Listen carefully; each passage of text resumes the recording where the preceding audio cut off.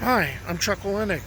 I'm an ex-history teacher, I'm a reenactor, and I've been exploring California history. Right now I'm checking out ghost towns, and today I'm in the ghost town of Locke, which is in Sacramento County. Locke is an unincorporated community approximately a mile north of the town of Walnut Grove in Sacramento County. It is the largest and most complete example of a rural agricultural Chinese American community in the United States. By the way, the non-English speaking Chinese pronounced it Locke.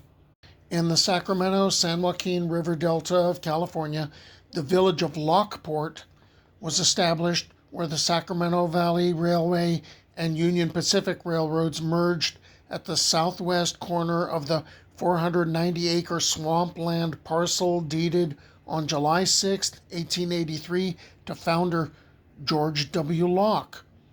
Guess that's why it's called Locke. And his mercantile business partner, Samuel P. Levinson.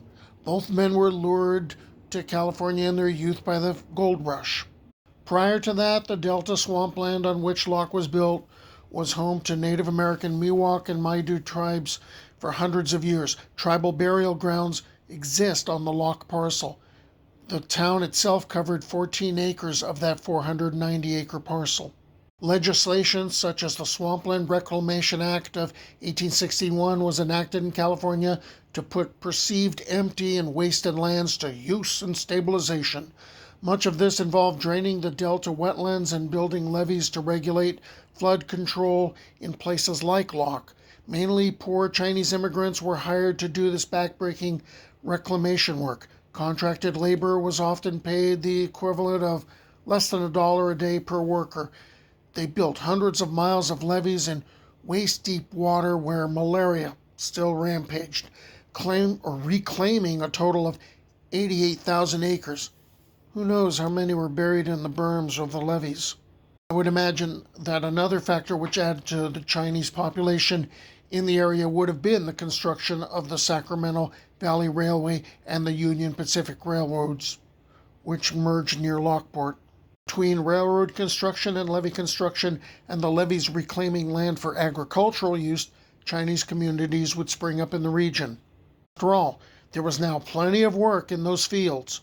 In 1912, 3 Chinese merchants, 2 from the nearby town of Vorden and 1 from Walnut Grove, contracted tradesmen to construct 3 buildings. Chan Tin Sin built the first building. It was a combination dry goods store and beer saloon. Yun Lai Sing built a gambling hall. Wang Wing-cheong built the Lockport Hotel and Restaurant.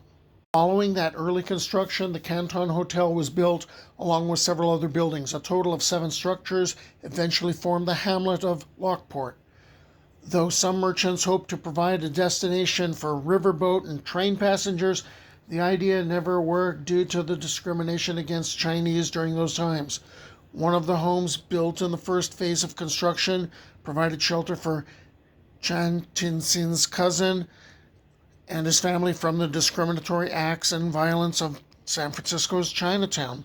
On October 7th, 1915, the Chinatown of nearby Walnut Grove was destroyed by an accidental fire. The displaced residents, headed by Bing Li, a Chinese-American businessman, asked the owner of the Locke Ranch for permission to rebuild on his land. Of course, the land had to be leased from George Locke, as California law at the time forbade the selling of farmland to Asian immigrants by the California Alien Land Law Act of 1913. Chinese who had been in Walnut Grove were from China's Guangdong province, whereas Taishanese-speaking Chinese settlers remained in Walnut Grove after the fire to rebuild. The Cantonese-speaking Zhongshan Chinese settlers migrated to Lockport. The Main Street section of Locke was established here.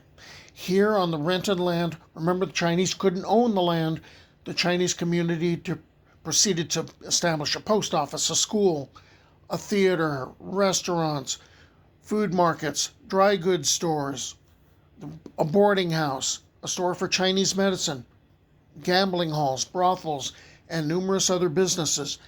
By 1920, the town dropped the port from Lockport and it became simply Locke. Here's something I didn't initially realize. Depending on the direction you approach Locke, if you come in from the north, you won't see it. I've highlighted Main Street in yellow. But if you come in along River Road, which I highlighted in red, from the south, you will see a series of wood frame structures along the side of River Road, facing west. Those are the second stories of the principal commercial buildings on the west side of Locke's Main Street. So you had easier access from River Road. With a relatively large Chinese population at the time, the Chinese Kuomintang Party, that's the Nationalist Party which ruled China from 1928 to 1949, once had a local chapter in Locke. The population of Locke swelled with the growing season and harvest. Most of the reclaimed land in the Sacramento-San Joaquin Delta, including Locke, was used for cash crops, including asparagus, potatoes, sweet potatoes, white beans, pears, and apples.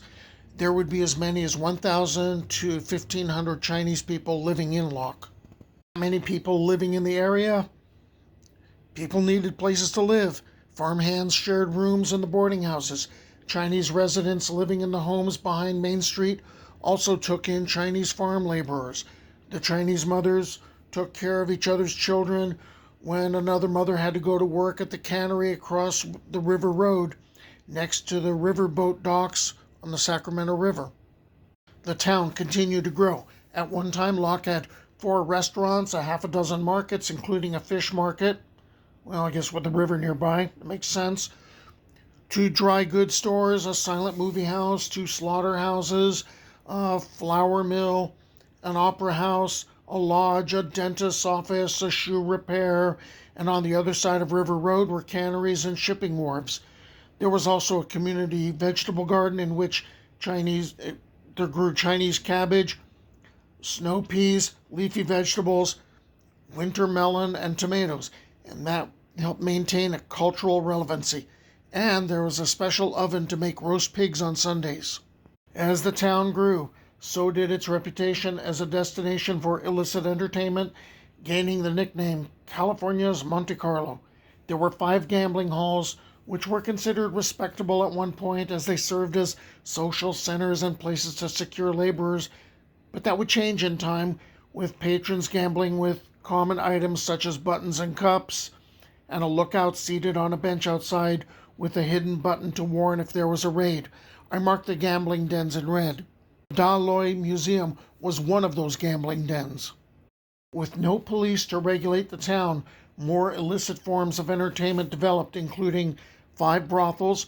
One source says they were run and staffed by whites, and opium dens operating behind commercial storefronts.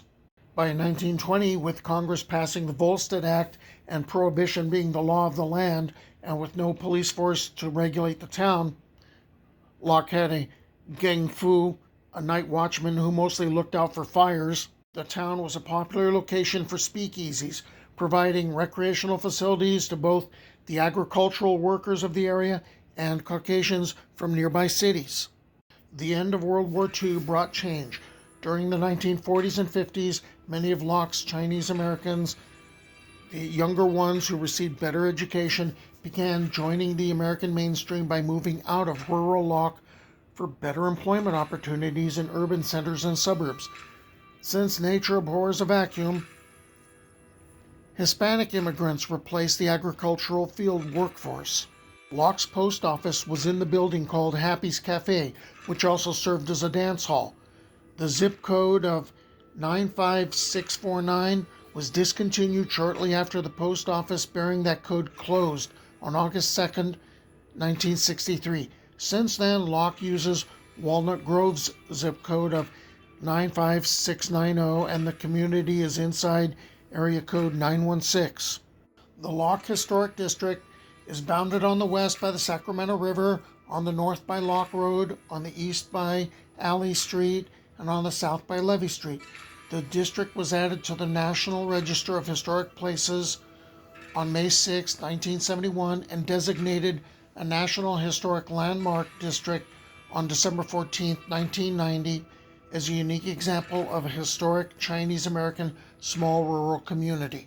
The population as of 2025 was estimated to be about 70, with about 3 Chinese Americans.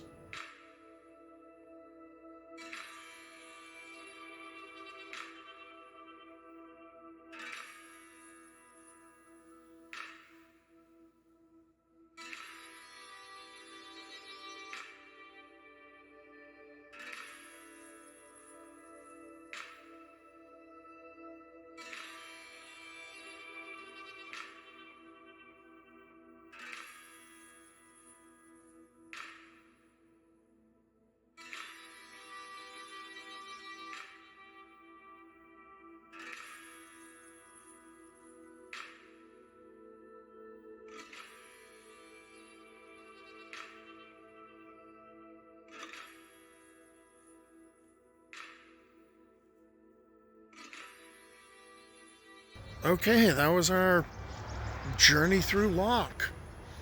Hope you enjoyed it. Hope you subscribe to the channel. And I'm going to go looking for more ghost towns. Bye.